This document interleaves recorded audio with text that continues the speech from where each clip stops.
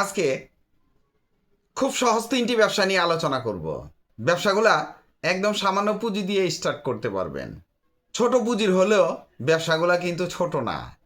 আপনি যদি শুরুটা ছোট থেকে শুরু করেন তাহলে এক সময় এই ব্যবসাটা বড় হতে সময় লাগবে না, আর একবারে বড় করতে গেলে আপনি খেই হারিয়ে ফেলতে পারেন। তাই যে কোনো ব্যবসা হোক, আপনি ছোট থেকে শুরু করেন, ব্যবসাটা আগে বোঝেন, দেখবেন ব্যবসা আপনার আয়ত্তে চলে এসছে।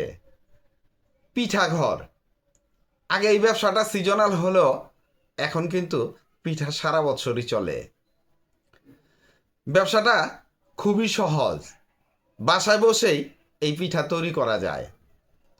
পুঁজি অনেক কম লাগে, তাছাড়া লাভের অঙ্ক অনেক বেশি। যেমন স্কুল কলেজের আশেপাশে যদি আপনি দোকান করতে পারেন, লোক চলাচল করে এমন জায়গায়, রাস্তার মোড়ে, যে কোনো মার্কেটের সামনে যদি করতে পারেন বা কোনো বাস স্ট্যান্ডে যদি করতে পারেন, তাহলে এই ব্যবসাটা আপনার জন্য খুবই লাভবান হবে। কারণ ব্যবসা ওইসব ক্রাউড এরিয়ায় এই মালগুলা সবচেয়ে ভালো চলে। একটি ফুডকার্ট লাগবে।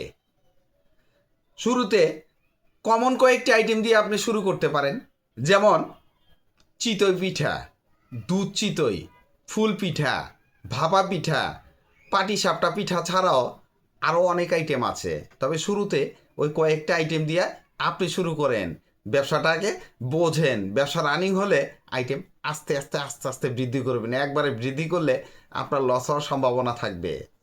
শুরুতে আপনি 50,000 টাকা পুঁজি ইনভেস্ট করেন, ফুডকার্ট কিনতে কিন্তু মোটামুটি 25 থেকে 30,000 টাকা লাগবে। তো 50,000 টাকা পুঁজি হলে আপনি এই ব্যবসাটা মোটামুটি শুরু করতে পারবেন। প্রফিট মার্জিন এই ব্যবসায় অনেক ভালো থাকে, নিশ্চিন্তে আপনি করতে পারেন। কোনো প্রকার পূর্ব প্রশিক্ষণের দরকার নেই, যেহেতু বাসায় তৈরি করা হবে। আর যে সমস্ত পিঠাগুলা দিয়ে শুরু করবেন, এগুলা সাধারণত আমাদের বাড়ি ঘরে তৈরি করা হয়, আমরা বাসায় তৈরি করে খেয়ে থাকি। সকাল বিকালের নাস্তার ব্যবসা, নাস্তার ব্যবসাটা খুবই ডিমান্ডিং। যে কেউ এই ব্যবসাটা করতে পারে। সকালের নাস্তা হিসেবে যেমন পরোটা সবজি, পরোটা ডিম ভাজি, পরোটা ডাল ভাজি, লুচি আলুর দম, রুটি ডাল, খিচুড়ি হিসেবে আপনি ভুনা খিচুড়ি বিক্রি করতে পারেন, লেটকা খিচুড়ি বিক্রি করতে পারেন, আবার দুইটাও বিক্রি করতে পারেন। সাথে থাকলো ডিম ভাজা, বেগুন ভাজা, মুরগির মাংস, গরুর মাংস, এগুলো দিয়ে আপনি একটা প্যাকেজ তৈরি করতে পারেন। বিকালের নাস্তা হিসাবে যেমন সিঙ্গারা, সমুচা, আলুর চপ, পেঁয়াজু, বেগুনি, এগরোল, পুরি, নুডলস, পাস্তা ছাড়াও আরও অনেক আইটেম আছে, যেগুলা আমি বললাম এগুলোই করতে হবে এমন কোনো কথা না। আপনি কিছু খুঁজে বের করে নেবেন কোনগুলা ইউনিক আইটেম, কোনগুলা আপনি তৈরি করতে পারবেন, কোনগুলা মার্কেটে ভালো চলবে। ওই টাইপের খাবার তৈরি করে আপনি ব্যবসা করতে পারেন। শুরুতে 50,000 টাকা পুঁজি নেন, দোকানের অ্যাডভান্স ছাড়া যদি 50,000 টাকা পুঁজি নেন, অনেক বেশি। যেমন পুঁজি কম, লাভ বেশি, রিটার্নও খুব দ্রুত। সকালে ইনভেস্ট করলেন, বিকালেই লাভ আসল দুইটাই আপনার বের হয়ে গেল। যেমন অফিস পাড়া, স্কুল কলেজের সামনে, বাস স্ট্যান্ড, রেল স্টেশন, পাড়া মহল্লার যে কোনো ক্রাউড এরিয়ায় আপনি এই ব্যবসাটা করতে পারেন। প্রফিট মার্জিন এই ব্যবসায় খুবই ভালো থাকে। পান দোকানের ব্যবসা আরও একটি জনপ্রিয় ব্যবসা, খুবই মজার ব্যবসা। খুচরা এবং পাইকারি যেভাবেই হোক আপনি এই ব্যবসাটা করতে পারবেন। পুঁজি কম, দ্রুত বিক্রি হয়, তাছাড়া প্রফিট মার্জিনও অনেক ভালো থাকে। কি কি মাল বিক্রি করতে পারেন আপনি? যেমন দেশি পান, মিঠা পান বিক্রি করতে পারেন, জর্দা পান, সাদা সুপারি, লাল সুপারি, কাটা সুপারি, জর্দা, সাদা খয়ের, কাটা খয়ের, চুন, এগুলা ছাড়াও আরও অনেক আইটেম আছে।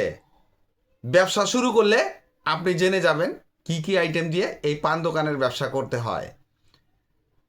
আপনি যেমন ফুটপাতে পান দোকান দিয়ে ব্যবসা করতে পারেন, যে কোনো ক্রাউড এরিয়ায় এই ব্যবসা করতে পারেন, কোনো মার্কেটে এই ব্যবসা করতে পারেন, বা মহল্লায়ও যদি আপনি পানের পাইকারি দোকান দিয়ে একটু প্রচার করতে হবে, লিফলেট দিয়ে প্রচার করতে হবে, সাথে ফোন নম্বর থাকবে। আপনি বলবেন যে আমি পাইকারি পান বিক্রি করি এই জায়গায়। আর যদি একটু হোম সার্ভিসের ব্যবস্থা করতে পারেন অনেক ভালো। যদি মহল্লায় পাইকারি দোকান দেন, আপনি খুচরা দোকানির কাছে বিক্রি করলেন, আর পাশাপাশি আপনি খুচরা মালও বিক্রি করতে পারবেন। পান কিন্তু সব জায়গায় চলে। অগ্রিম ছাড়া আপনি পুঁজি 50,000 টাকা ইনভেস্ট করেন, হয়ে যাবে। কারণ দোকান নিতে কিন্তু আপনার অগ্রিম দিতে হবে যদি দোকানটা ভাড়া নেন। আর যদি আপনার বাসার নিচে করেন তাহলে তো কোনো কথাই নেই। পান দোকানে কিন্তু ঝুঁকি আছে, যেমন পান পচে যাওয়া, অনেক বেশি পান স্টক করে রাখলে পচে যাওয়ার সম্ভাবনা থাকবে।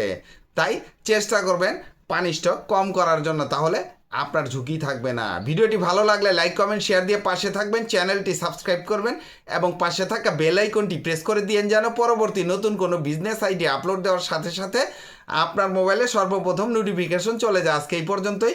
আসসালামু আলাইকুম।